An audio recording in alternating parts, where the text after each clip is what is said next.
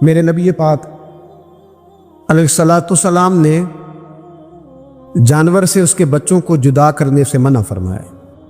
جب تک بچے کو ماں کی ضرورت ہے اسے جدا نہیں کیا جائے گا، جب تک وہ دودھ پیتا ہے اسے جدا نہیں کیا جائے گا، جب تک چڑیا کا بچہ بھی چھوٹا ہے اور اس کی ماں اس کے لیے دانہ لے کے آتی ہے تو اسے ماں سے جدا نہیں کیا جائے گا، اس کے جذبات کا، احساسات کا خیال رکھا جائے گا۔ یہاں تو میرے دیہاتوں کے جو بڑے سمجھدار قسم کے سمجھدار چودھری قسم کے لوگ ہیں، ان کا بھی جب بہو سے اختلاف ہوتا ہے تو کہتے ہیں اس کے بچے رکھ لو، یہ جب خود روئے گی تو لوٹ کے آ جائے گی۔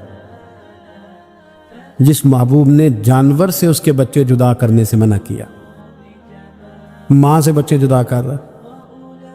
اور سیانے لوگ اور کچھ میکے بھی ایسے ہیں، میکے بھی وہ کہتے ہیں بیٹے تو آ جا اور بچے واپس کر دے، اس لیے کہ بھئی ہمارا نہیں ان سے نظام چلے گا، بچے ان کے ہیں تو ان کو دے۔ یا کتنا ظلم ہے۔ سیانہ انسان ہو کے یہ بات کر رہا ہے، سمجھدار ہو کے، عقل مند ہو کے، ذی شعور ہو کے، دعویٰ ہے اس کی بزرگی کا۔ نبی رحمت علیہ السلام کی غلام حضرت ابو ہریرہ رضی اللہ تعالیٰ عنہ فرماتے ہیں، مشکات میں موجود ہے، فرمایا کہ چڑیا آئی اور آ کے میرے نبی کے کندھوں پہ بیٹھ گئی۔ جانے اس چڑیا نے کیا کہا کہ محبوب کی آنکھوں میں آنسو آ گئے، حضور روئے اور فٹافٹ حضور اٹھے، فرمایا کون اس کے بچے اٹھا کے لایا ہے؟ کس نے اس کے بچے اٹھائے؟ کون ہے؟ جلدی بتاؤ۔ حضرت ابو ہریرہ کہتے ہیں ایک صحابی ہے کہ یا رسول اللہ مجھے ذرا پسند آ گئے تھے تو میں اٹھا لایا ہوں۔ حضور نے فرمایا اسے واپس کر دے، ورنہ یہ ایک میری بارگاہ میں شکایت کر رہی ہے تو قیامت میں بھی تیری شکایت کرے، اور جا وہیں رکھ کے آ جہاں سے تو اٹھا کر کے لایا تھا۔ میرے دوستو، دین اتنے اعلیٰ حقوق بیان کرے جانوروں کے اور انسان اس سے آگے بڑھ کے انسانوں کے ساتھ سلوک کرے۔ اور یہ بھی یاد رکھ لے کہ شکار ضرورت کے لیے کھیلنا جائز ہے، شوق کے لیے کھیلنا جائز نہیں ہے۔ آپ شوق کے لیے جانور مار کے گھر آ گئے، شوق کے لیے جانور مارا اور گھر آ گئے۔ معاذ اللہ تعالیٰ ایسے بھی شہزادے ہیں سیاستدانوں کے، سیٹھوں کے، نوابوں کے، جو کہتے ہیں کہ ابھی وہ کوئی کھانے کے لیے تھوڑی شکار کر رہا ہے، وہ تو نشانہ پکا کر رہا ہے اپنا۔ معاذ اللہ نشانہ سمجھ کے جانور کو مارا جائے گا۔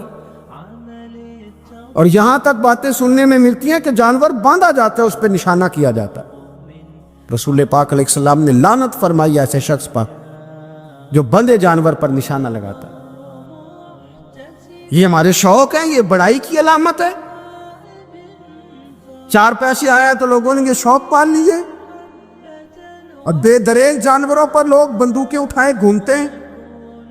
حضرت محی الدین ابن عربی کہا کرتے ہیں جس کو پورا ہفتہ ہو گیا نا، وہ طریقت کا مسافر بھی۔ جاگ رہے ہیں آپ حضرات؟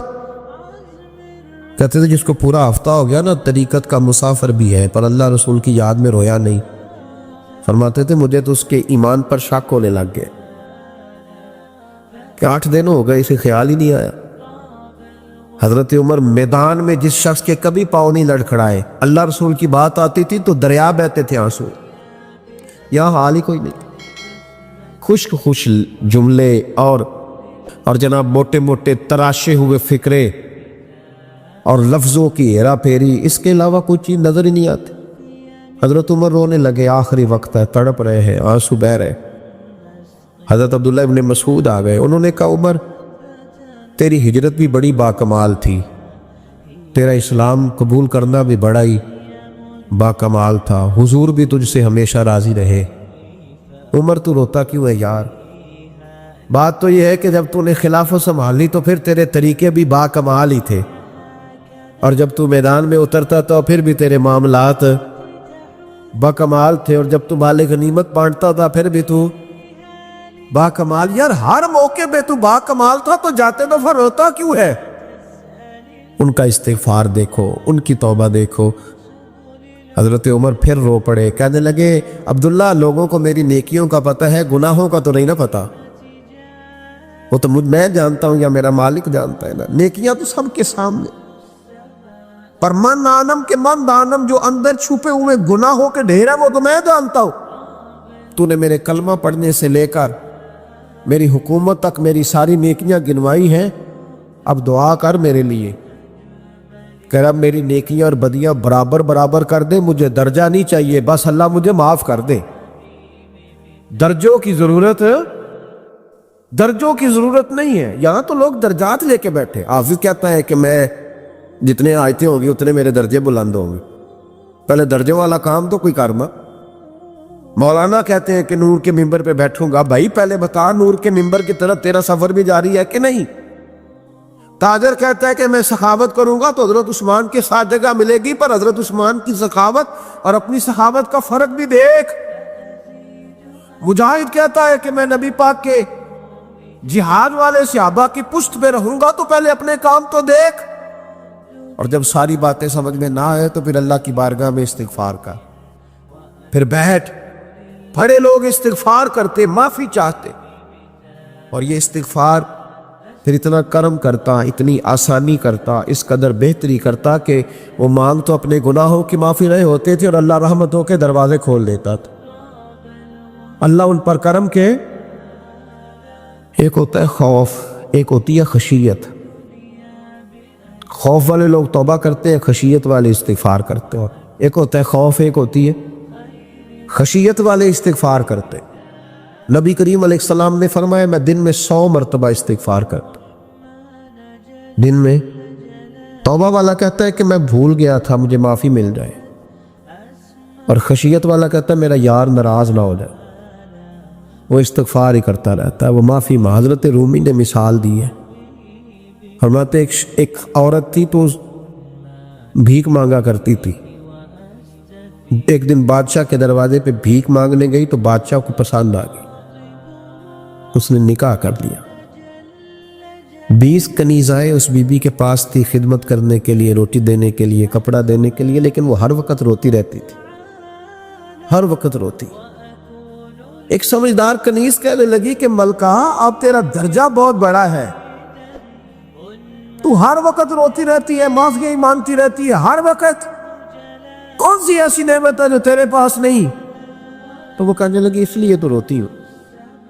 تو کیا مانا؟ کہنے لگی اس لیے روتی ہوں کہ میں اس قابل نہیں تھی جو مجھے مل گیا، کہیں میرے سر کا سائیں ناراض نہ ہو جائے، وہ کہیں بگڑ نہ جائے۔ مجھے پتا ہے کہ میں کیا تھی اور مجھے کہاں تک پہنچا دیا، میں روتی اس لیے ہوں کہ کبھی کہیں وہ ناراض۔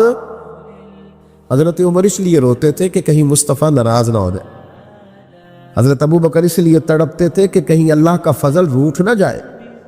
یہ جو مولا علی اپنے کمرے میں بیٹھ کے زور زور سے استغفار پڑھتے، تو اس لیے نہیں کہ بڑے پاپ تھے جن کی معاذ اللہ معافی مانگتے تھے، اس لیے کہ رب رسول کہیں ناراض نہ ہو۔ خشیت تھی کہ جہاں ہم پہنچے ہوئے کہیں وہاں سے واپس۔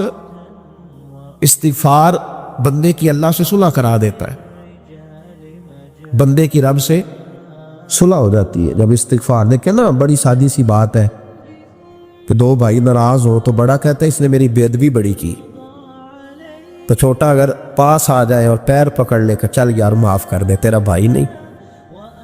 پتہ کیا ہوتا ہے؟ صرف معافی نہیں ملتی، ہاں صرف معافی نہیں، چھوٹے نے بے ادبی کر دی، بڑے کو تکلیف ہوئی، بات جب آگے بڑھی نا تو بڑے نے شکوہ کیا۔ جب لوگوں نے چھوٹے کو سمجھایا تو چھوٹا جب معافی مانگتا، ادھر دیکھو میری طرف، جب چھوٹا معافی مانگتا ہے نا اٹھ کے جاتا ہے، اور بڑے کے پیر پکڑتا تو نرا معاف نہیں کرتا، بڑا رو بھی پڑتا ہے، بڑا رو بھی پڑتا ہے، اور وہ کہتا ہے کہ وہ میں اور تم اماں کے پاس اکٹھے بیٹھتے، ایک باپ کی موٹر سائیکل پہ اکٹھے بیٹھتے، تو تیرا اور میرا رشتہ یار تو نے یہ کیوں؟ وہ جو آنسو نکلتے ہیں نا، وہ درد ہوتا ہے، وہ کیف ہوتا ہے، وہ سوز ہوتا ہے، وہ لذت ہوتی ہے، وہ پیار ہوتا ہے۔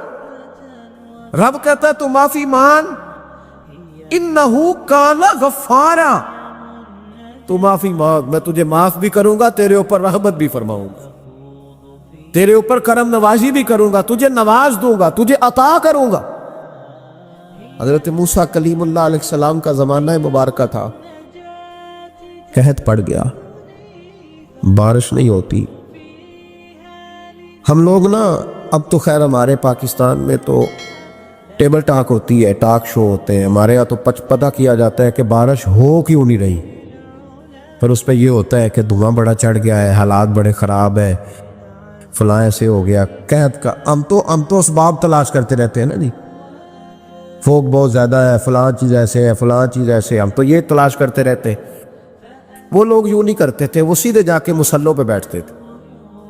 اس لیے کہ وہ کہتے تھے جب رب چاہتا ہے تو پھر کوئی چیز کسی چیز کو روک سکتی, وہ سیدھے مصلے پہ بیٹھتے. اعلیٰ حضرت فاضل بریلوی رحمۃ اللہ علیہ کے پاس ایک مولانا محمد حسین آئے, وہ فلکیات کے بڑے ماہر تھے. تو اعلیٰ حضرت نے فرمایا ذرا ستاروں کا حساب لگا کے دکھاؤ بارش کب ہوگی. کہنے لگا پورا مہینہ تو نہیں ہوگی. تو اعلیٰ حضرت رحمۃ اللہ علیہ فرمانے لگے کہو کہ میرا علم کہتا ہے مہینہ نہیں ہوگی, اللہ چاہے تو ابھی ہو سکتی ہے. کہنے لگا جی وہ تو ٹھیک ہے پر میرا علم, وہ جیسے روز لوگوں نے پیر نیٹو حسین شاہ صاحب نہیں کھولے ہوتے کہ بارش کب آئے گی, اور اس کی طرف نہ دیکھ, مصلے پہ بیٹھ, مہربانی کر مصلے پہ بیٹھ, اللہ کی بارگاہ میں حاضر ہو, اسے معافی مانگ, اسے منا تاکہ وہ رحمت کی بارش. کہنے لگا جی میرا علم کہتا ہے. تو اعلیٰ حضرت فرمانے لگے پھر وہی بات, تو کہ اللہ چاہے تو بارش ابھی. لیکن یہ جو اڑ گئے ہیں نا بیچارے, یہ اڑ ہی گئے ہیں, یہ جہاں الجھ گئے ہیں وہاں یہ لوگ الجھ گئے. اللہ ہمیں الجھنے سے محفوظ فرمائے. اعلیٰ حضرت اٹھے تو فرمایا ٹائم کیا ہوا ہے گھڑی پہ. کہنے لگا جی 12. تو اعلیٰ حضرت نے گھڑی گھمائی, اب کیا بج گیا؟ کہنے لگا 4 بج گئے. فرمانے لگے بج گئے نا 4. کہنے لگا جی آپ نے گھڑی گھما جو دی ہے. فرمانے لگے اللہ بھی جب چاہے تو ستارے گھما دیتا ہے, اللہ بھی ستارے گھما دیتا ہے بارش. کہنے لگا جی وہ تو ٹھیک ہے پر مہینہ نہیں ہو سکتی. اڑا ہوا بندہ, اس کا کوئی علاج ہے جو اڑ جو جائے, اس کے لیے قرآن کہتا ہے وَإِذَا خَاطَبَهُمُ الْجَاهِلُونَ قَالُوا سَلَامًا. اسے سلوٹ کرو دور سے, اسے کو تو جان اور تیرا. کہنے لگا جی ہو نہیں سکتی پورا مہینہ. فرمانے لگے یار تو جا اپنا کام کر. وہ شخص کہتا ہے میں نے دروازہ کھولا اعلیٰ حضرت کا, کمرے سے باہر نکلا تو تیز بارش ہو رہی. واپس آیا تو میں نے کہا احمد رضا یہ عقیدہ کہاں سے لیا ہے؟ فرمایا دروازہ مصطفیٰ سے لیا ہے صلی اللہ علیہ وسلم. تو یاد رکھیں کہ اللہ کو منانا چاہیے, استغفار کرنا چاہیے, اس کی برکات. حضرت موسیٰ ساری قوم کو لے کے نکل گئے. آؤ بھائی میدان میں اللہ کی بارگاہ میں استغفار کریں اور بارش کا سوال کریں, بارش مانگے. جب باہر نکلے دیر تک دعائیں ہوتی رہیں تو حضرت موسیٰ علیہ السلام کو رب کریم نے وہی فرمائی کہ موسیٰ آپ کی قوم میں نے ایک شخص ہے جس کو 40 سال ہو گئے نافرمانی کرتے. اس نے رب سے صلح نہیں کی. کتنے لوگ ہیں؟ ایک, اور 40 سال سے وہ نافرمان ہے. اس کو مجمع سے نکال دو, بارش ہو جائے. اگر ایک گناہگار کی وجہ سے بارش رک جاتی ہے اور جہاں دروازے کھلے ہوئے ہوں, جہاں تنہائیاں خوفناک ہو, اور جہاں تباہی اتری ہوئی ہو, اور جہاں لوگ کروڑوں روپیہ مال ہڑپ کر گئے ہوں, اور جہاں علماء کو ہتھ کڑیاں لگا کے ٹھنڈی زمینوں پہ لٹا دیا جائے اور قوم کہہ رہی ہو اچھا ہوا اچھا ہوا, اور لوگ پھبتیاں اڑا رہے ہوں, مذاق کر رہے ہوں, تو پھر اس قوم پہ کس طرح کر کے فضل الہی. اور یہ مولوی کا معاملہ نہیں, یہ تو ممبر رسول کا معاملہ ہے. میرے مصطفیٰ نے یہ نہیں کہا پیر میرا وارث ہے, حضور نے فرمایا عالم میرے دین کے وارث ہے. ہاں حضور نے فرمایا جس نے عالم کے چہرے کا دیدار کیا سمجھے میں نے اپنے نبی کی زیارت کی ہے. لیکن یہاں تو خیر یہ عنوان نہیں, ورنہ میں اس پر جاتا. ہائے, تو کہا ایک بندہ ہے 40 سال سے اللہ کی نافرمانی کر رہا ہے, وہ اگر نکل جائے تو بارش ہو جائے گی. حضرت موسیٰ نے اعلان کر دیا بھی ایک شخص ہے, وہ اگر نکل جائے تو بارش ہو جائے گی. پتہ تو ہوتا ہے نا سب کو, مجھے بھی پتہ ہے کہ میں اندر سے کیسا ہوں, اور آپ کو بھی خبر تو ہوتی ہے نا جی. جب بات ہو رہی ہوتی ہے تو پھر پتہ تو چلتا ہے نا کہ بات کہاں جا کے سیٹ ہو رہی ہے, پتہ چلتا ہے نا. اسے بھی چل گیا پتہ اب اندر ہی اندر رونے لگا. اور دیکھو امام رازی اور امام غزالی دونوں نے لکھا ہے کہ اس درد سے رویا، اس درد سے کہ ادھر والے کو بھی پتہ نہ چل جائے، مجمع کے اندر کھڑا ہے اور ادھر والے کو بھی استغفار، دیکھو ادھر والے کو پتہ نہ چل جائے اور ادھر والے کو بھی کہیں ہجوم میں غم میں بھی توہین نے ضبط غم نہ ہوئی. ہم اس احتیاط سے روئے کہ آنکھ نم نہ ہوئی. ہجوم میں غم نے بھی توہین نے ضبط غم نہ ہوئی. ہم اس احتیاط سے روئے کہ آنکھ نم نہ ہوئی. روئے بھی پر کسی کو آنسو نہیں دیکھنے دیے. اب اس درد سے کہتا ہے اللہ تو تو معاف کرنے والا ہے نا، تو تو معاف کرتا ہے، پردہ پوشی کرتا ہے. اور مالک اگر لوگوں کو پتہ چل گیا تو میرے تو بچوں کا بھی جینا حرام کر دے. یا اللہ میری تو آنے والی نسل بھی تڑپ کے وقت گزارے گی. مالک تو معاف کر دیا کرتا ہے، لوگ نہیں معاف کرتے. اے اللہ یہ میری خوبیاں بھول جائیں گے، میری خامیوں پر بات. مالک میں یہ ذلت نہیں برداشت کر سکتا، فضل فرما. حضرت موسیٰ نے دوبارہ اعلان کیا، نکلتے ہو کہ نہیں نکلتے؟ پھر تڑپا، خداوندا مجھے بے آبرو نہ کر. یہ ذلت اور رسوائیاں یہ نہیں برداشت ہوتی. اللہ درگزر حضرت موسیٰ نے تیسرا اعلان کیا، نکلتا ہے یا میں پھر اس کا نام لوں؟ اللہ سے پوچھ کے نام لوں اس کا، بتاؤ کون ہے؟ اب تو تڑپ گیا، کہنے لگا مالک میں تیری بارگاہ میں استغفار کرتا ہوں، آئندہ نہیں کرتا، آئندہ نہیں کرتا. یہ لفظ ادا کیے، بندہ کوئی بھی نہیں نکلا. رب کریم نے بارش عطا کر دی، تیز بارش. جب برسی نا تیز بارش، لوگ تو مین دیکھ کے دوڑ گئے. تو حضرت موسیٰ کہنے لگے یا اللہ مجھے بھی تو بتا، تو نے کہا تھا کہ جب تک بندہ نہیں نکلتا بارش نہیں ہوگی. تو نکلا کوئی بھی نہیں، بارش ہو گئی، ماجرا کیا ہے؟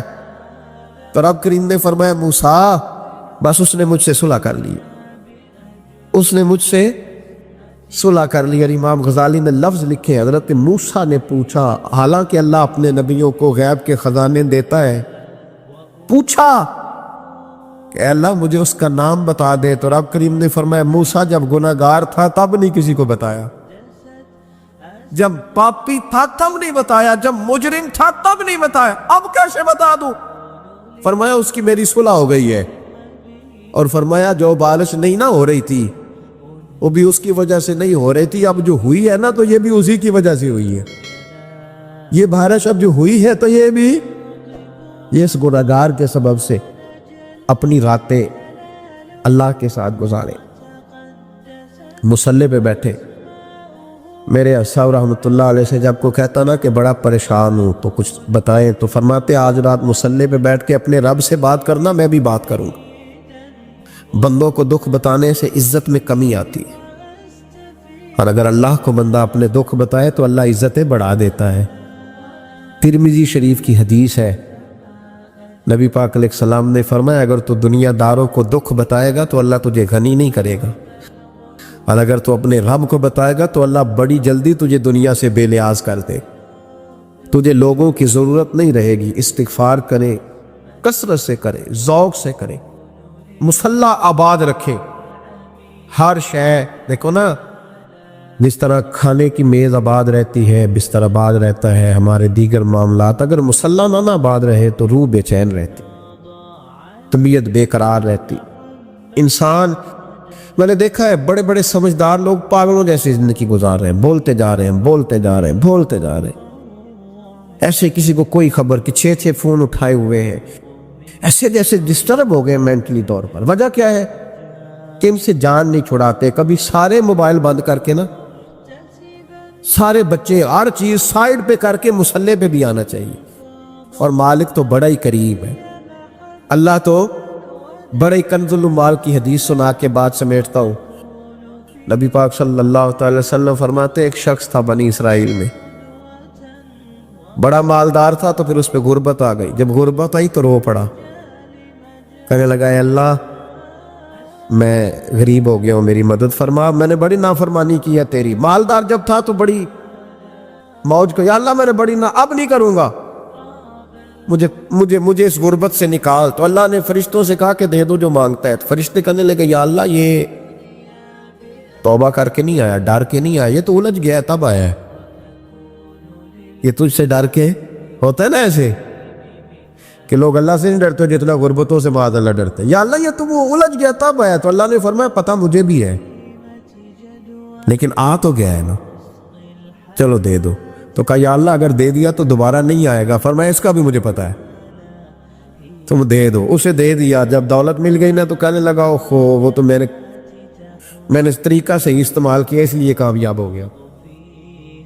پھر کچھ وقت گزرا تو پھر الجھ گیا, پھر قرضے چڑھ گئے, پھر سارے اولاد خرچ. کہنے لگا یا اللہ اب نہیں کرتا, اب معاف کر دے. 70 دفعہ توبہ کی اور 70 دفعہ توڑی.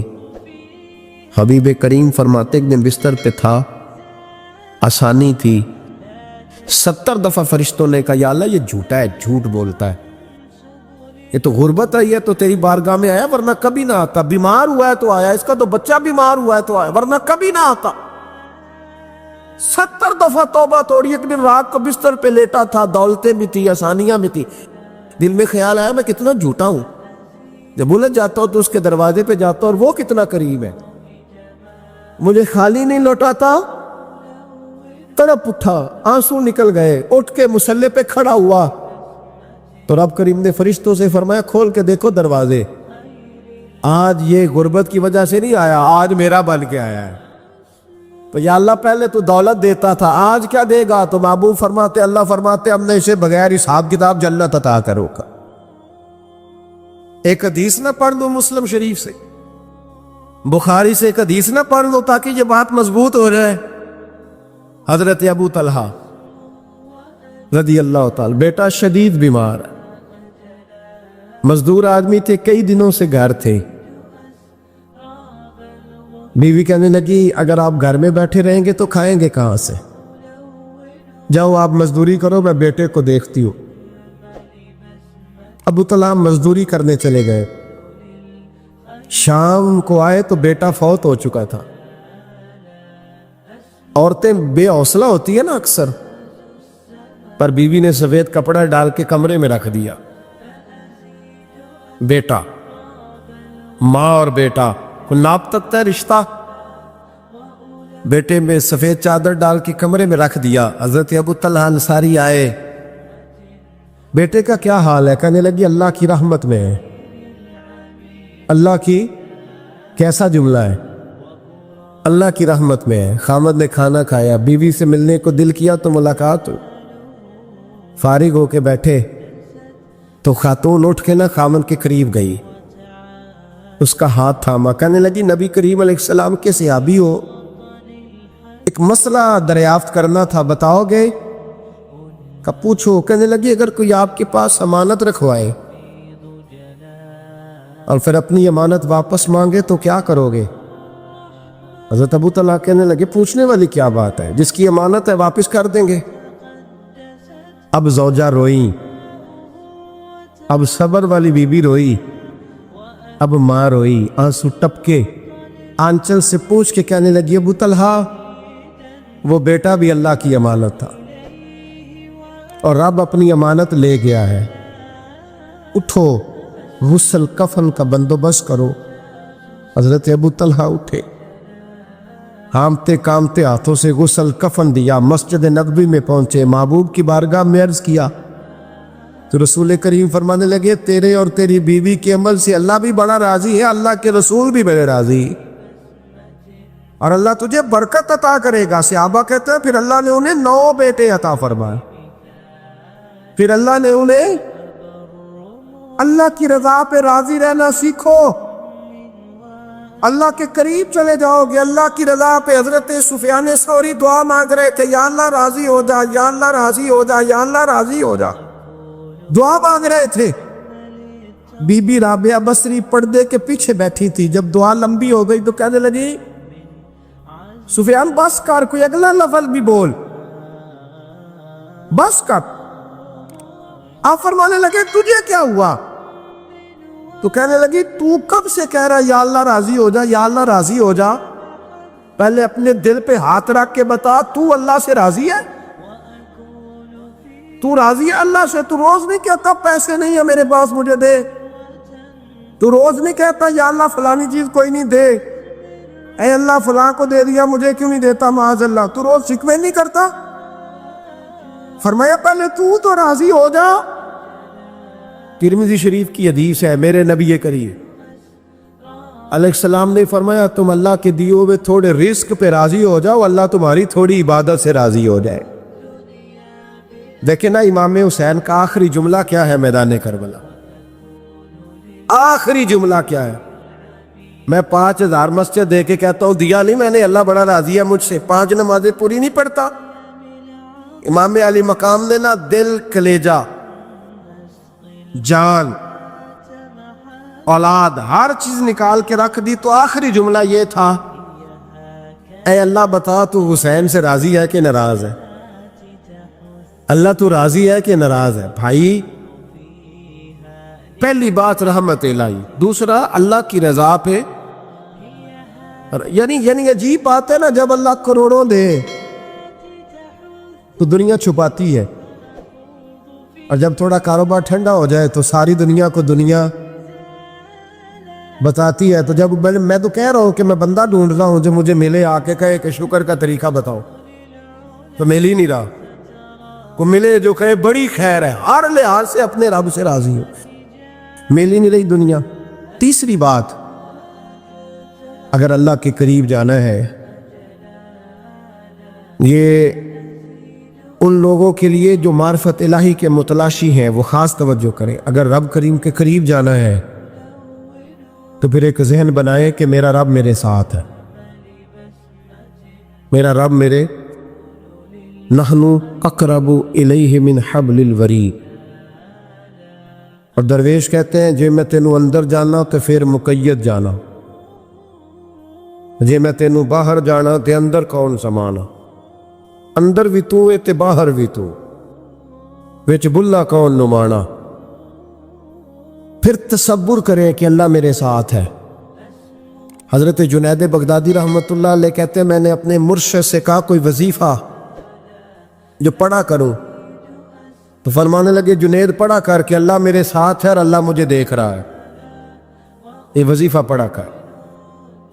کیمرے لگا دیے ہر جگہ ہماری گورنمنٹ نے، کہتے ہیں کیمروں کی مدد سے پکڑا گیا، کیمروں کی مدد سے، مسجدوں کے دروازوں پہ کیمرے،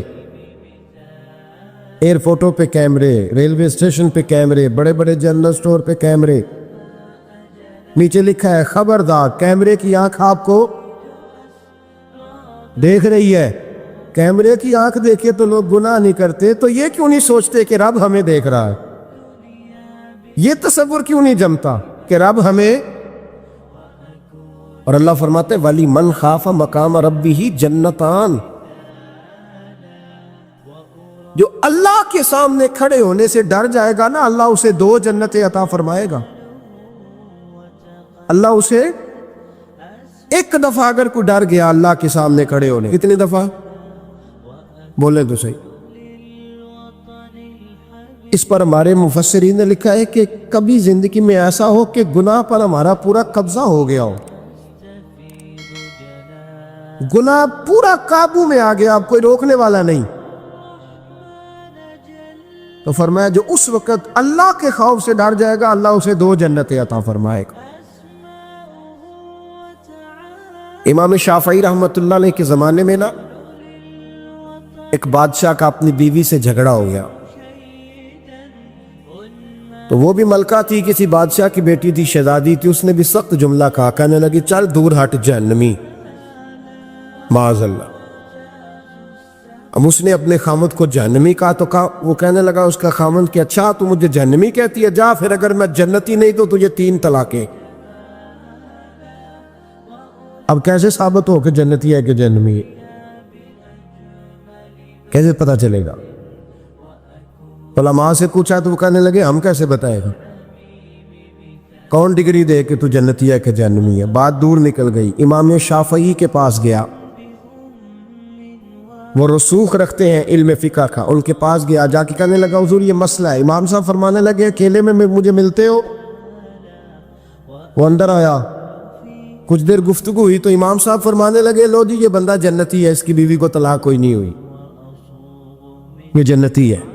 ہم کو پتہ ہے لوگ فتویٰ جلدی دے دیتے ہیں، کچھ لوگ خلاف تقریریں کرنے لگے کہ بادشاہ تھا تو امام صاحب نے بچا لیا ہے۔ کیسے آپ نے ڈگری دے دی کہ جنتی ہے جی؟ تو امام صاحب کہنے لگے تم بحث نہ کرتے تو میں بات پردے میں رہنے دیتا۔ سنو، میں نے بادشاہ کو تنہائی میں بلا کے پوچھا ہے کہ کبھی اللہ سے بھی ڈرے ہو؟ صرف اس لیے کہ اس وقت اللہ دیکھ رہا ہے۔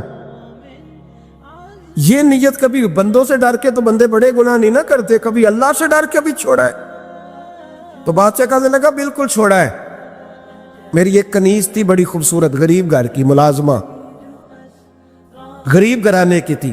ایک دن میں آیا تو میرے کمرے میں صفائی کر رہی تھی، معاذ اللہ میرا اس پہ دل آ گیا، میں نے دروازہ بند کر لیا۔ دنیا کی کوئی طاقت نہیں تھی، میرا اپنا محل تھا، مجھے کچھ دیکھ بھی لیتا تو کسی میں جرت نہیں تھی مجھے منع کرنے، اور میں چونکہ حکمران تھا اور مطلق العنان تھا، کوئی شکایت بھی نہ کرتا۔ لیکن جب میں نے اس کی طرف ہاتھ بڑھایا تو اس نے ایک ہی لفظ کہا، کہنے لگی تو اللہ سے نہیں ڈرتا؟ تو اللہ سے نہیں ڈرتا؟ کہنے لگا کوئی نہیں تھا امام صاحب مجھے منع کرنے والا، کوئی نہیں تھا۔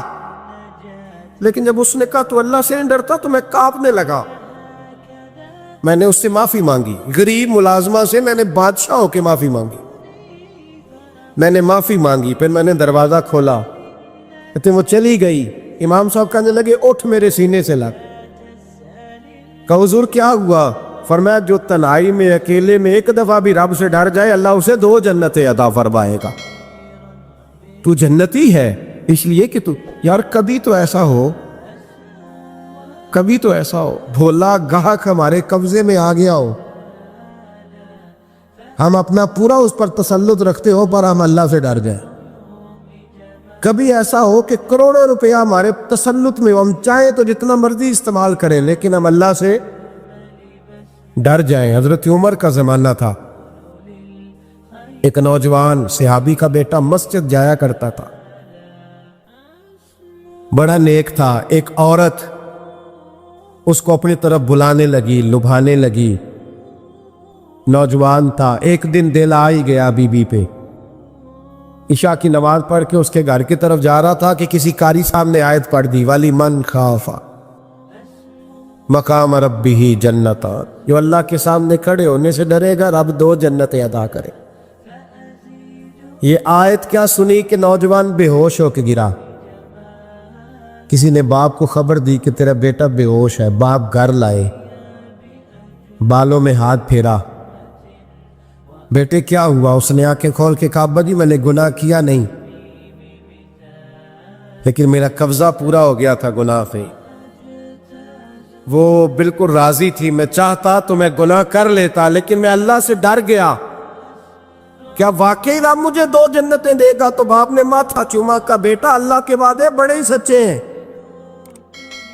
بڑے سچے ہیں، تو یہ تصور کر کے اللہ مجھے دیکھ رہا ہے، پھر ڈر جا، واقعی 2 جنتیں دے گا۔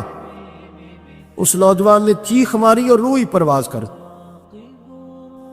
رات کو جنازہ پڑا، دفن کر دیا۔ صبح حضرت عمر آئے، فرمایا اتنا نیک نوجوان تھا تو مجھے کیوں نہیں بتایا؟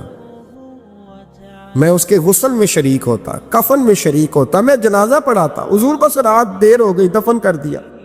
امام سیوطی نے لکھا، ابن کثیر نے لکھا، ابن عساکر نے لکھا، حضرت جناب عمر فاروق فرمانے لگے ہو مجھے بتاؤ تو صحیح اس کی قبر کہاں ہے؟ نیک ہو کوئی بندہ تو قبر پہ جانا چاہیے۔ فرمایا بتاؤ قبر کہاں ہے؟ حضرت عمر کو قبر پہ لے گئے تو سیدنا فاروق اعظم قبر پر کھڑے ہو کے فرمانے لگے نوجوان مجھے امید ہے اللہ نے تجھے 2 جنتیں دی ہوگی۔ حضرت عمر کہتے ہیں مجھے اللہ کی قسم قبر کے اندر سے بول پڑا، کامے پیرونا دے باہو قبر جنا دی جیوے۔ قبر کے اندر سے بول پڑا، کہنے لگا عمر امید والی بات نہیں، میرے رب کے وعدے بڑے سچے ہیں، اس نے واقعی مجھے 2 جنتیں عطا فرمائی، اس نے واقعی 2 جنتیں دی ہیں۔ کبھی کوئی کام تو ایسا ہو جو صرف اللہ سے ڈر کے چھوڑا جائے، پھر اس کا قرب پانا آسان ہو جائے گا۔ اللہ سمجھنے کی توفیق عطا فرمائے۔ اگر آپ کو یہ ویڈیو پسند آئے تو ہمارے چینل محفل ذکر کو لائک اور سبسکرائب ضرور کریں۔ شکریہ۔